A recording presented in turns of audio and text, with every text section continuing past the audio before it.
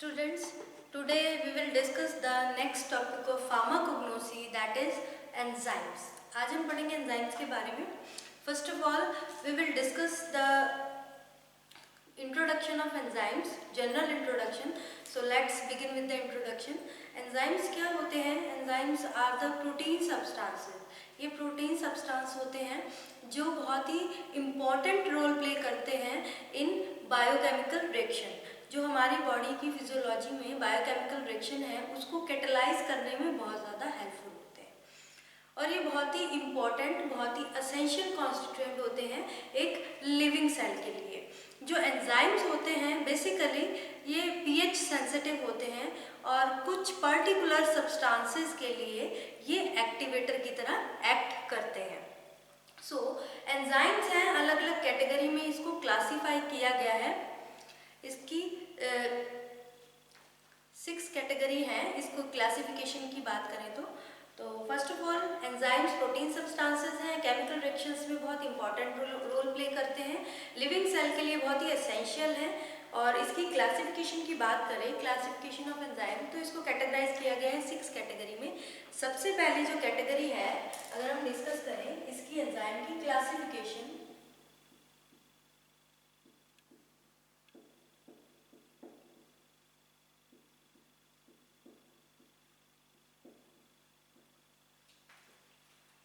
Classification में ये 6 category है इसकी. सबसे पहली कैटेगरी क्या है इसकी? Hydrolase enzyme, हाइड्रोलेसेस.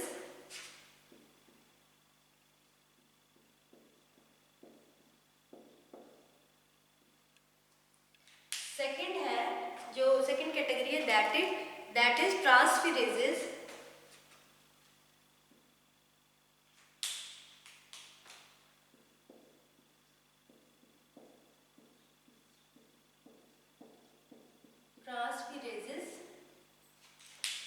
Third category is oxidoreductases.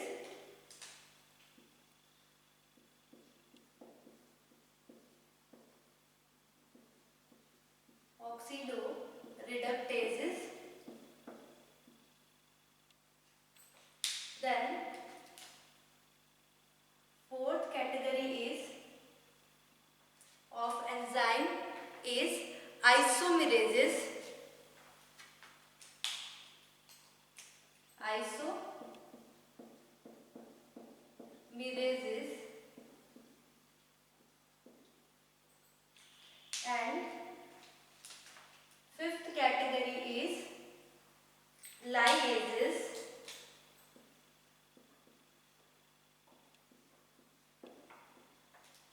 And sixth one is synthetases.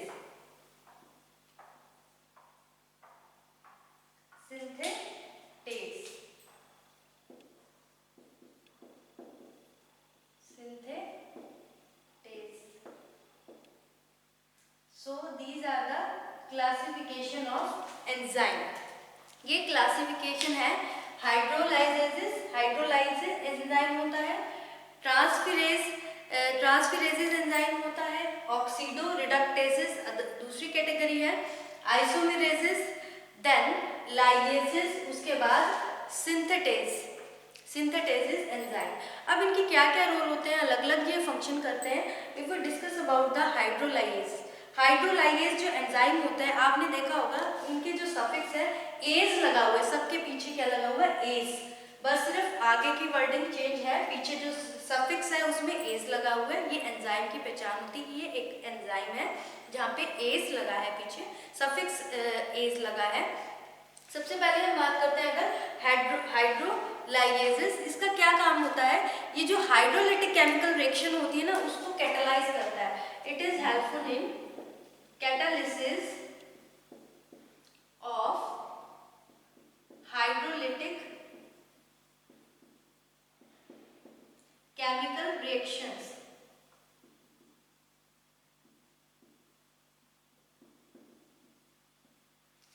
ये हाइड्रोलाइजेज का एक फंक्शन होता है. ट्रांसफरेज क्या करता है? ट्रांसफर करता है केमिकल ग्रुप को एक मॉलिक्यूल से दूसरे मॉलिक्यूल. नेम से क्लियर है, ट्रांसफर. of chemical group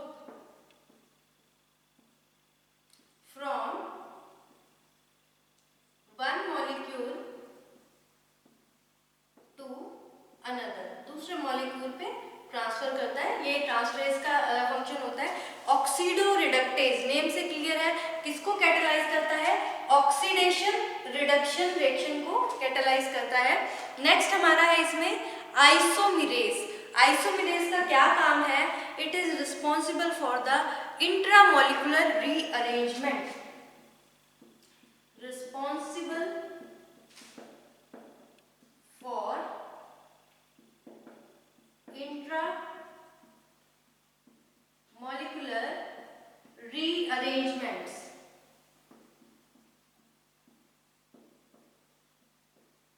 ये फंक्शन होता है आइसोमेरेजेस का।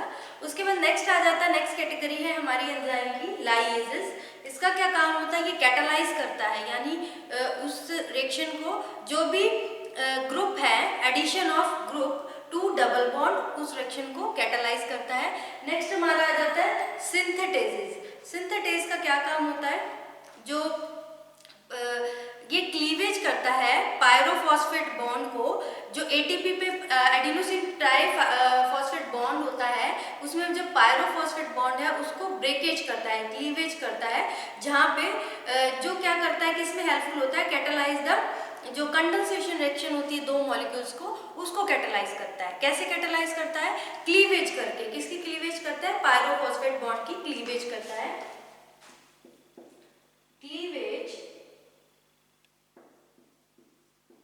ऑफ पायरोफॉस्फेट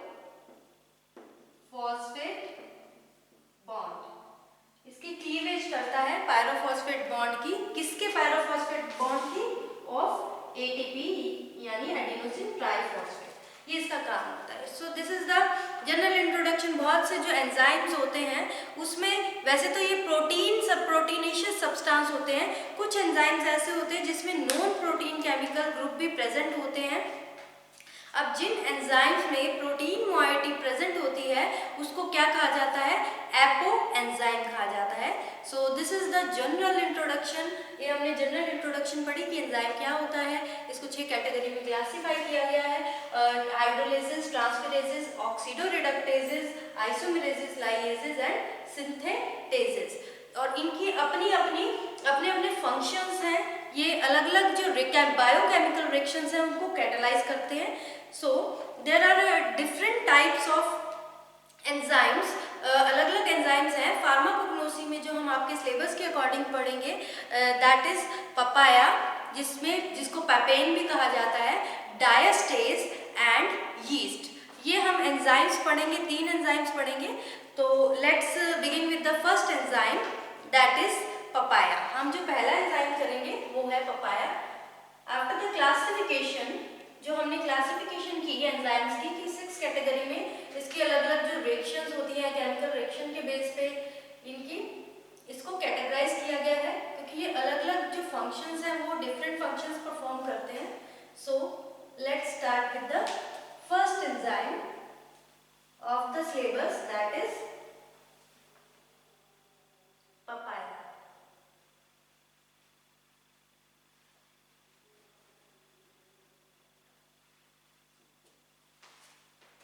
पहला एंजाइम है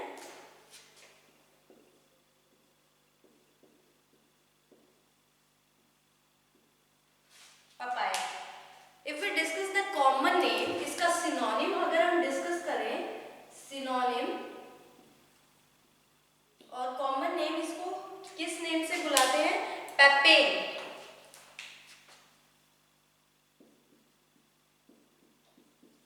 पेपेन से बुलाया जाता है। Now let's discuss the biological source. Biological source means कैसे ऑब्टेन किया जाता है पेपेन को।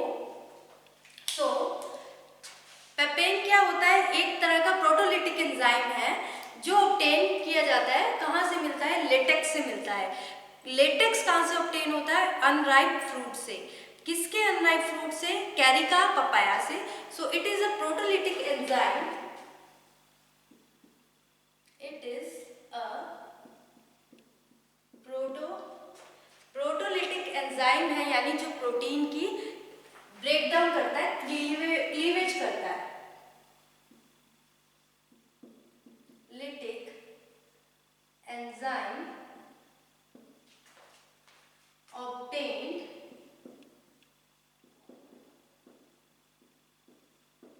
from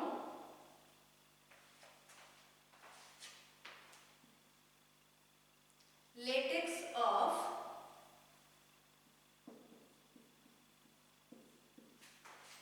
unripe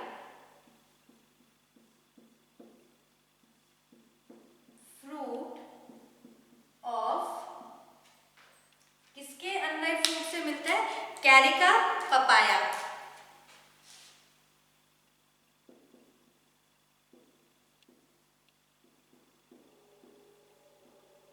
कैरिका पपाया के जो फ्रूट है उसमें से लेटेक्स जो निकलता है उससे इसको ऑब्टेन किया जाता है and it belongs to the family.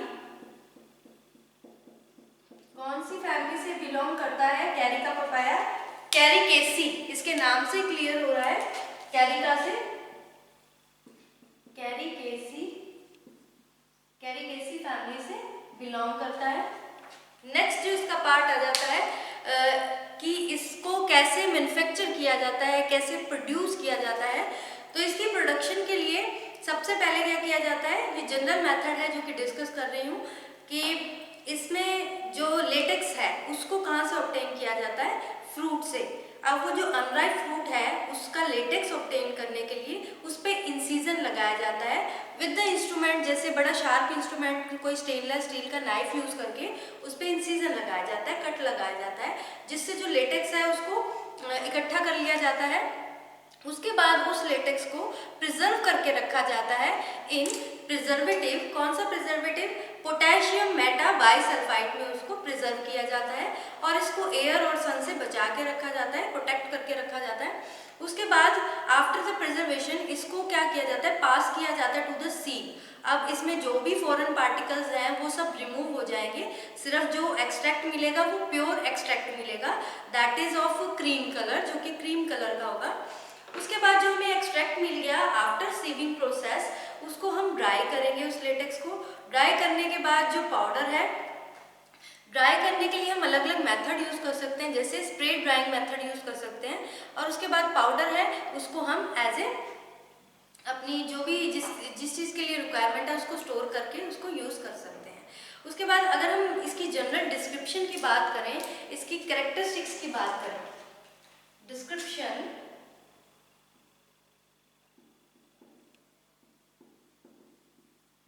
जिसमें इसकी कैरेक्टरिस्टिक्स आ जाती हैं, तो इसकी क्या कैरेक्टरिस्टिक्स है, किस तरह का कलर का होता है ये लाइट ब्राउनिश कलर का होता है, light brownish to white colour में होता है इसका colour, light brown to white colour का ये एक पाउडर होता है, पाउडर बना लिया जाता है। उसके बाद अगर इसकी हम टेस्ट और ऑर्डर की बात करें, ऑर्डर एंड टेस्ट, तो वो बड़ा ही स्पेसिफिक होता है। इट मींस कैरेक्टरिस्टिक ऑर्डर होता है और कैरेक्टरिस्टिक टेस्ट होता है। कैरेक्टरिस्टिक टेस्ट और कैरेक्टरिस्टिक ऑर्डर होता है। सॉल्युबिलिटी में ये सॉल्युबलाइज हो जाता है वाटर में, solubility soluble, it is soluble in water but insoluble in organic solvents such as chloroform ether, इसमें insoluble होता है। If we discuss about the chemical constituent, कौन से chemical constituent इसमें present होते हैं? Chemical constituent present in papain यानी papaya, chemical constituents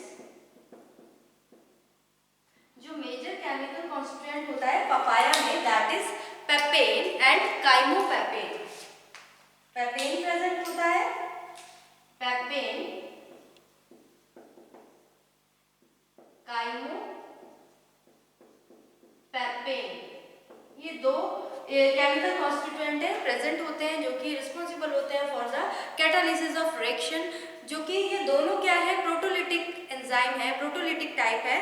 प्रोटोलिटिक means जो प्रोटीन की लिसिस करता है, इट मीन्स उसका ब्रेक डाउन और क्लीवेज करता है।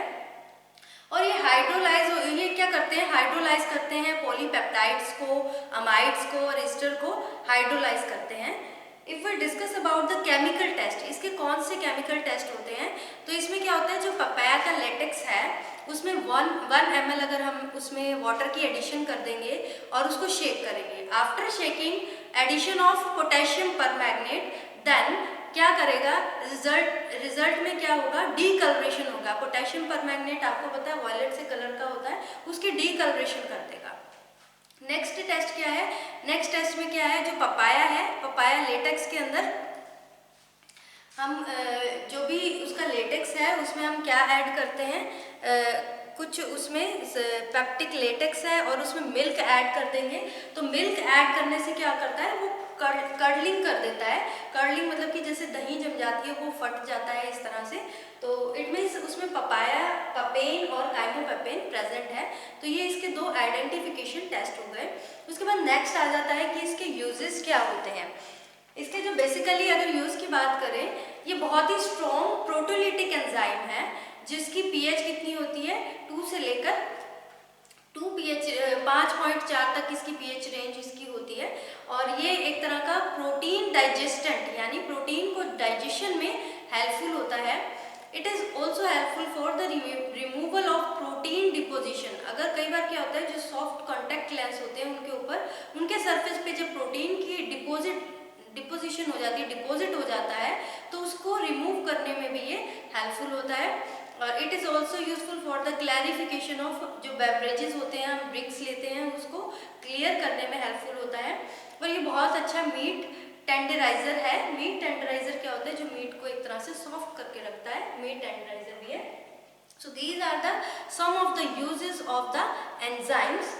सो स्टूडेंट्स, आज हमने डिस्कस किया कि जनरल हमने एंजाइम के बारे में कि एंजाइम्स होते क्या हैं, उसकी क्लासिफिकेशन की थी कि ये हाइड्रोलेज एंजाइम होता है जिसमें सफिक्स एज लगता है सबके पीछे। हाइड्रोलेज अपनी फंक्शन कैटालाइज करता है हाइड्रोलिटिक केमिकल रिएक्शन को, ट्रांसफरेज ट्रांसफर करता है केमिकल ग्रुप को एक मॉलिक्यूल से दूसरे मॉलिक्यूल की तरफ।